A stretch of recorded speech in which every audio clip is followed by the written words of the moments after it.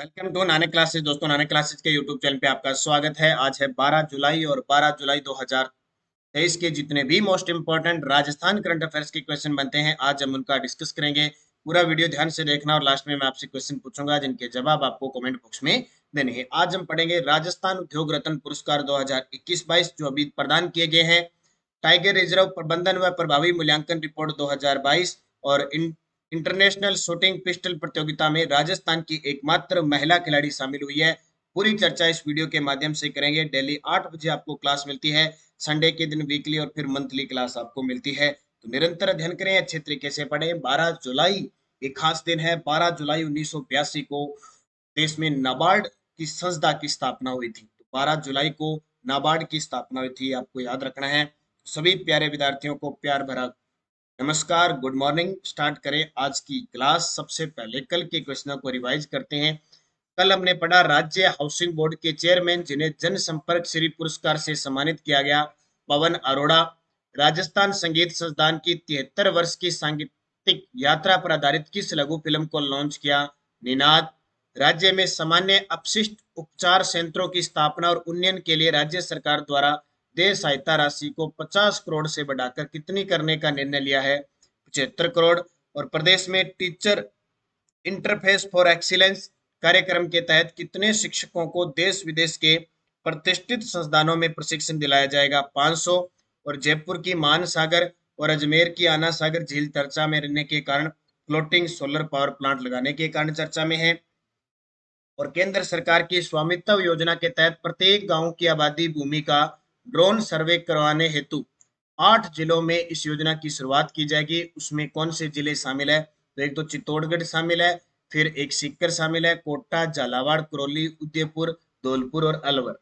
ब्रज विश्वविद्यालय भरतपुर के कुलपति जिन्हें बंगाल के राज्यपाल सीबी आनंद बोस द्वारा इंडियन केमिकल सोसाइटी अवार्ड से सम्मानित किया गया, प्रोफेसर रमेश चंद्रा। इसकी क्विज आपको Telegram Nanak classes Shiv sir नाम पे मिल गई, प्लस इसकी पीडीएफ भी आपको मिल गई। और नानक क्लासेज ऐप में चल रही टेस्ट सीरीज जनवरी से दिसंबर 2023 वार्षिक करंट अफेयर्स, इसमें भी डेली मिल गई। इसमें डेली, वीकली, मंथली और मंथली पीडीएफ आपको प्रिंट निकालने के लिए मिलती है। तो अब स्टार्ट करें आज की क्लास। पहला प्रश्न देखिए, राजस्थान में परिवार नियोजन सेवाओं के सफल क्रियान्वयन के लिए विश्व जनसंख्या दिवस पर संस्थागत पुरस्कार में किस जिले को प्रथम पुरस्कार मिला? कल 11 जुलाई को विश्व जनसंख्या दिवस मनाया गया। उस अवसर पर परिवार नियोजन सेवाओं के सफल क्रियान्वयन के लिए किस संस्थागत पुरस्कार में किस जिले को प्रथम पुरस्कार मिला? तो झालावाड़ जिले को प्रथम पुरस्कार मिला। किस जिले को? झालावाड़। तो राजस्थान में परिवार नियोजन सेवाओं के सफल क्रियान्वयन और व्यापक प्रचार प्रसार के लिए विश्व जनसंख्या दिवस पर संस्थागत पुरस्कार वितरित किए गए। इसमें झालावाड़ जिला प्रथम स्थान पे, हनुमानगढ़ दूसरे, प्रतापगढ़ तीसरे और बूंदी जिले चौथे स्थान पे रहे। बेहतर परिणाम देने वाली पंचायत समितियों की श्रेणी में भीलवाड़ा की शाहपुरा पंचायत समिति प्रथम, राजसमंद पंचायत समिति दूसरे और अजमेर के पिंसांगन पंचायत समिति तीसरे और जयपुर की कोटपुतली पंचायत समिति चौथे स्थान पर। आप दो ही याद रखना, एक तो झालावाड़ जिला इधर प्रथम स्थान पर रहा और इधर पंचायत समितियों की श्रेणी में बात करें तो भीलवाड़ा की शाहपुरा जो पंचायत समिति है प्रथम स्थान पे रही। इंपॉर्टेंट क्वेश्चन याद रखना। झालावाड़ की बात करें तो झालावाड़ शहर है वो त्रिकोणा बसा हुआ है। एक तो ये याद रखना, झालावाड़ की सीमा मध्य प्रदेश से लगती है। वन्य जीव से बनकर इसका गागरोनी तोता है। यहाँ दुर्ग है गागरोन जो काली सिंध व आहू नदियों के संगम पर है और राजस्थान में जल दुर्ग श्रेणी का सर्वश्रेष्ठ उदाहरण है।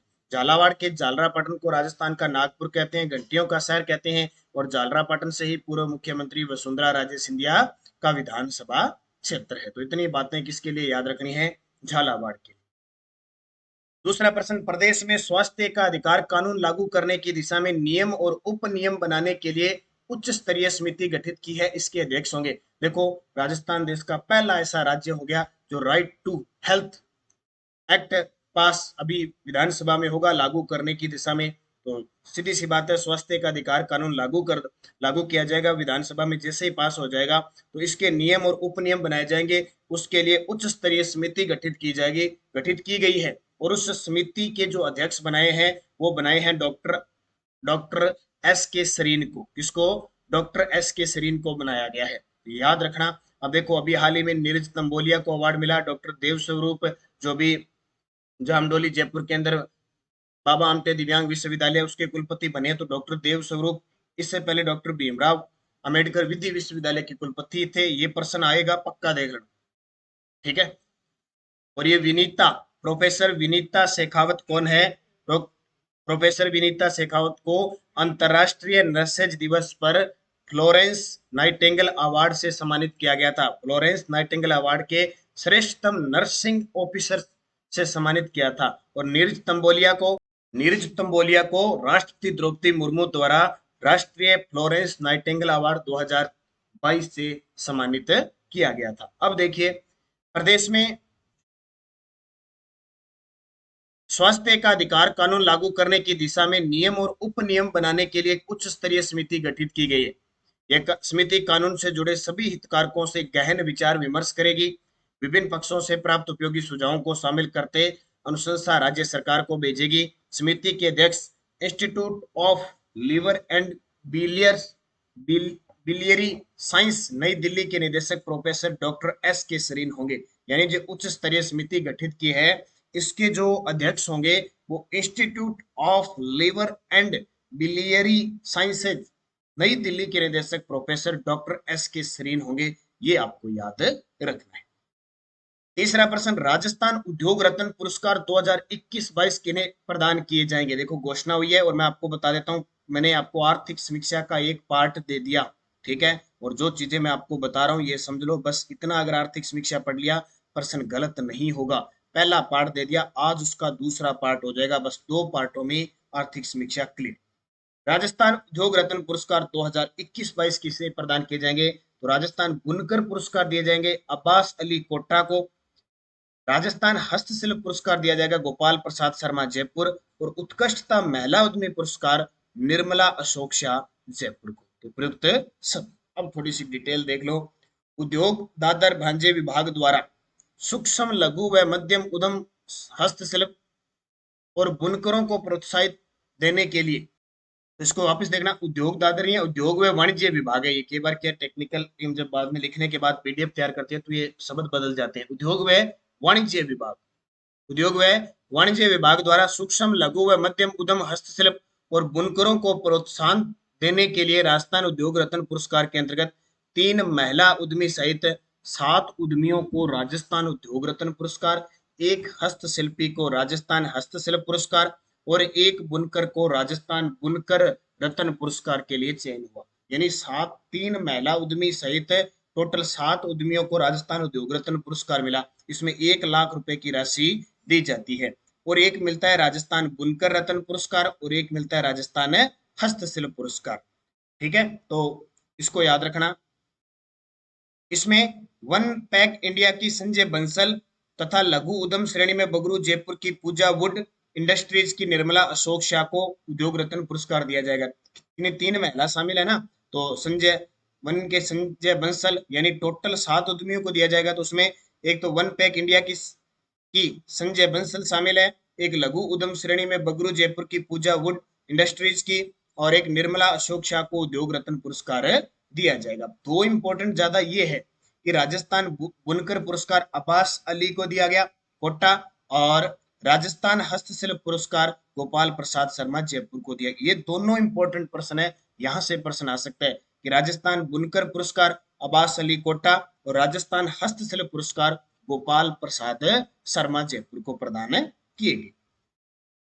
केंद्र सरकार ने ऊर्जा संकट से बचने के लिए देश में 10 नए परमाणु रिएक्टर लगाने की मंजूरी दी है। इसमें से राजस्थान में कितने रिएक्टर लगाए जाएंगे? केंद्र सरकार ने ऊर्जा संकट से बचने के लिए देश के 10 नए परमाणु रिएक्टर लगाने की मंजूरी दी है। उसमें राजस्थान में 4 रिएक्टर लगाए जाएंगे। तो केंद्र सरकार ने ऊर्जा संकट से बचने के लिए देश में 10 नए परमाणु रिएक्टर लगाने की मंजूरी दी है। इसमें 4 राजस्थान के माही बांसवाड़ा में, 2 मध्य प्रदेश के चुटका इलाकों में, इसके अलावा कर्नाटक और हरियाणा में 2-2 रिएक्टर लगाए जाएंगे। और इन रिएक्टर की जो क्षमता होगी वो 700 मेगावाट होगी। प्रोजेक्ट पूरा होने के साथ ही देश में परमाणु ऊर्जा की क्षमता है वो 2031 तक बढ़कर 22,486 मेगावाट हो जाएगी। ये याद रखना, परमाणु रिएक्टर। केंद्र सरकार ने ऊर्जा संकट से बचने के लिए 10 नए परमाणु रिएक्टर लगाने के, उसमें राजस्थान के अंदर 4, और 4 कहाँ लगेंगे? माही बांसवाड़ा में। टाइगर रिजर्व प्रबंधन और प्रभावी मूल्यांकन रिपोर्ट 2022 में प्रदेश के रणथंभौर, सरिस्का और मुकुंदरा टाइगर रिजर्व को किस कैटेगरी में शामिल किया गया है? देखो, राजस्थान में वर्तमान में 4 टाइगर रिजर्व है। एक रणथंभौर 1978 में बना, 1973 में बना, सरिस्का 1978 में बना, मुकुंदरा हिल्स 2013 में बना, और अभी नया 2021-22 में बना है रामगढ़ विस्तारी बूंदी। तो इनको किस कैटेगरी के अंदर रखा गया? इसके अंदर गुड में रखा गया। देखो, एक एक्सीलेंट कैटेगरी बनाई है, एक वेरी गुड, एक गुड और एक फेयर कैटेगरी। तो टोटल 50 जो टाइगर रिजर्व है, उन 50 टाइगर रिजर्व में राजस्थान के रणथंभौर, सरिस्का और मुकुंदरा को इस कैटेगरी में शामिल किया है, गुड वाली में शामिल किया है। तो टाइगर रिजर्व के 50 वर्ष पूर्ण होने पर 1973 के अंदर टाइगर रिजर्व योजना आई थी ना, उसके 50 वर्ष पूर्ण होने के अवसर पर प्रधानमंत्री नरेंद्र मोदी के द्वारा टाइगर रिजर्व प्रबंधन व प्रभावी मूल्यांकन रिपोर्ट 2022 जारी की। इसमें राजस्थान के मुकुंदरा हिल्स, रणथंभौर और सरिस्का को गुड कैटेगरी में शामिल किया गया है। देश के 50 टाइगर रिजर्व में 12 एक्सीलेंट, 20 वेरी गुड में, 14 गुड में और 5 को फेयर कैटेगरी में रखा है। तो ये याद रखना, क्वेश्चन ज्यादा ज्योग्राफी से यही बनेगा कि कौन सा टाइगर रिजर्व है, कौन सा नहीं है। सिंपल से आते हैं आजकल राजस्थान जीके के प्रश्न। कोरिया में आयोजित इंटरनेशनल शूटिंग पिस्टल प्रतियोगिता में राजस्थान की एकमात्र महिला खिलाड़ी जिनका भारतीय टीम में चयन हुआ है। अब ये खेल खिलाड़ी से संबंधित आप जरूर याद रखें। कोरिया में आयोजित इंटरनेशनल शूटिंग पिस्टल प्रतियोगिता में राजस्थान की एकमात्र महिला खिलाड़ी जिनका भारतीय टीम में चयन हुआ है, अक्षिता सोनी। क्या नाम है? अक्षिता सोनी। देखो, ये सरिता मौर्य गंगानगर की है, पहले हम पढ़ चुके हैं, गुज्जा गुर्जर, निशा बंसल। तो अक्षिता सोनी है वो किसकी खिलाड़ी है? सबसे पहले आपको ये याद रखना, शूटिंग निशानेबाज है। तो है कहाँ की? जोधपुर की।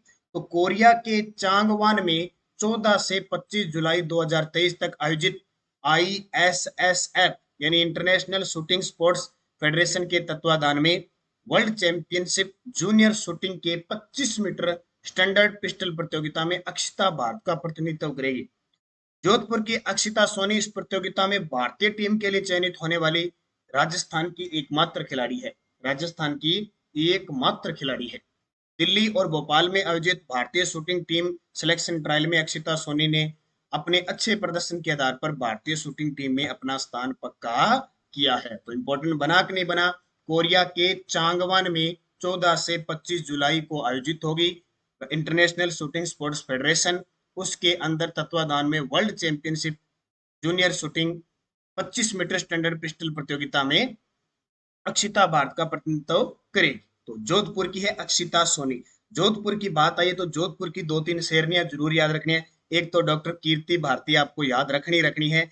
एक आपको जोधपुर की याद रखनी है, ताजा हमने पढ़ी थी मंजू चौधरी, वो पढ़ी थी। और इससे पहले अभी तिराक योग्या सिंह पढ़ी थी। अब आपको लिए एक खिलाड़ी का प्रश्न मैं आज फिर लेके आया हूं, बहुत इंपॉर्टेंट। देखो, चर्चित खिलाड़ियों में से किस खिलाड़ी का खेल शूटिंग निशानेबाजी नहीं है? एक आधा प्रश्न नया मिलेगा तो आपको रोज रिपीट होगा। चर्चित खिलाड़ियों में से किस खिलाड़ी का खेल शूटिंग यानी निशानेबाजी नहीं है?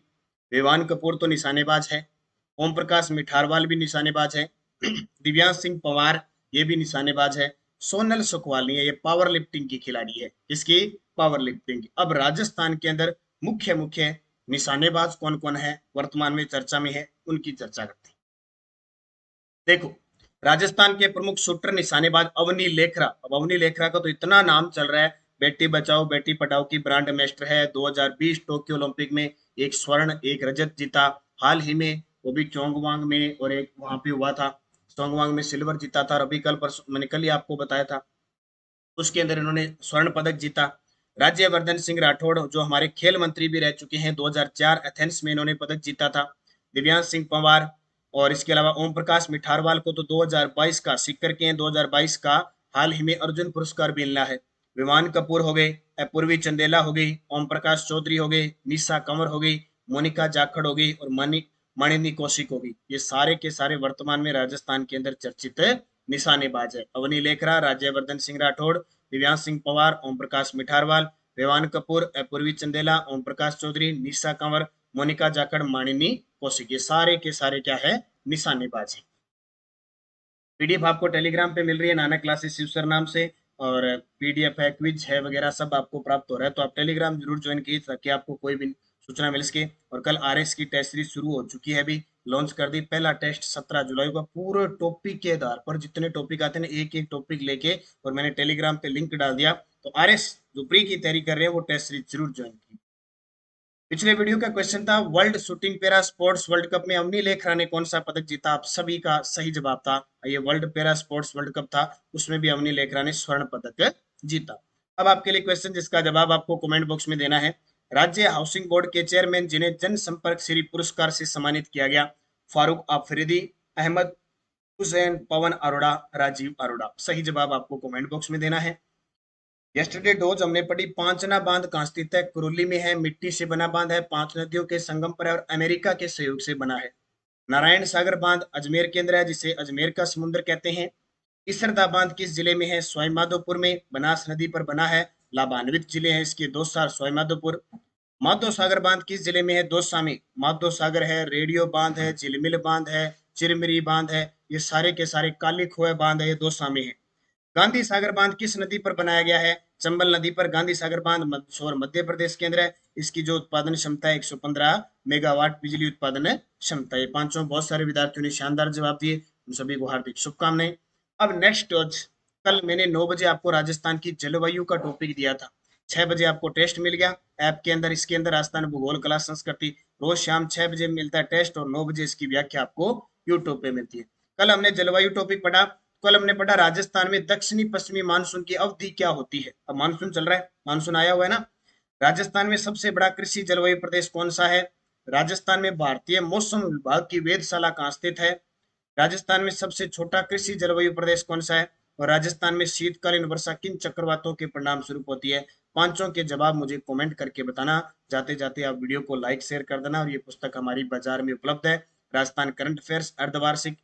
मेरी द्वारा जो यूट्यूब पर क्लास पर आधारित पूरी बुक है, आर्थिक समीक्षा, ध्यान, सूझ, सार, वन नीति, सब मैं आपको डाल के दिया। और इसकी व्याख्या रोज सुबह 9 बजे आपको प्रताप क्लासेस, जो अपना इंडिया इंटरनेशनल के लिए ये बुक का रिवीजन स्टार्ट हो जाएगा। सबसे पहले जून महीने का स्टार्ट करेंगे, पेज नंबर 1 से 6 तक के लिए न्यूज स्टार्ट हो जाएगी। ये आपके लिए बहुत इंपॉर्टेंट रहेगी, आप रिवाइज जरूर करें, चैनल पे जाके निरंतर अध्ययन करें, अच्छे तरीके से पढ़ें। धन्यवाद। जय हिंद, जय भारत, जय राजस्थान।